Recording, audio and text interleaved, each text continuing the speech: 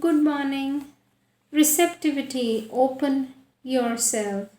To be active is to throw the consciousness of force or movement from within outwards. To be passive is to remain immobile and receive what comes from outside.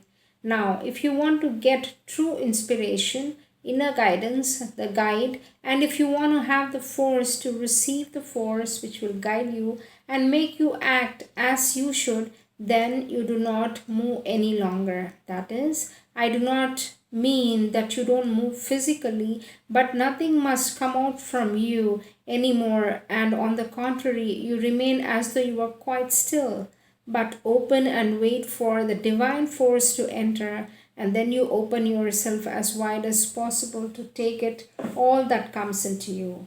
And it is this moment, instead of outgoing vibrations, there is a kind of a calm quietude, but completely open, as though you are opening all your pores in this way to the force which must descend into you and transform your action and consciousness.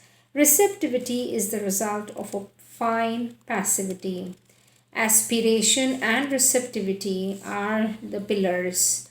You can be at once in the state of aspiration of willing, which calls down something, exactly the will to open oneself and receive, and the aspiration which calls down the force you want to receive, and at the same time be in that state of complete inner stillness which allows full penetration, for it is in this immobility that one can be penetrated, that one becomes more permeable by the force. One can be like that, like a great flame rising in aspiration, and at the same time, as though this flame formed a vase, a large vase, opening and receiving all that comes down, and the two can be together. And when one succeeds in having two together, one can have them constantly, whatever one may be doing.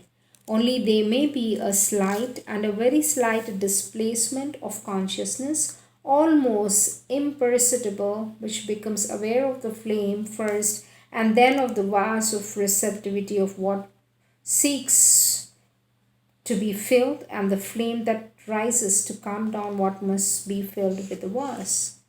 Aspiration calls down an answer, and this answer, the effect, which is the result of the aspiration, depends upon each one, for it depends upon the receptivity. I know how many people of this kind they say, "Oh, but I aspire all the time, still I receive nothing." It is impossible that you should receive nothing, in the sense that the answer is sure to come, but it is they who do not receive it. The answer becomes clear only when you are receptive, but if you are not receptive, though the answer comes, you will not receive anything.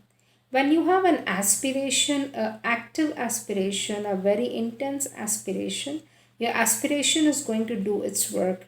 It is going to call down the answer to what you aspire for. But later, you begin to think of something else, or you're not attentive or receptive, you will not even notice that your aspiration has been received as an answer. This happens quite frequently. So people tell, "I aspire, but I do not receive anything. I get no answer." Yes, because you do have an answer, but you're not aware of it because you continue to be active in this state, like a mill turning out all the time.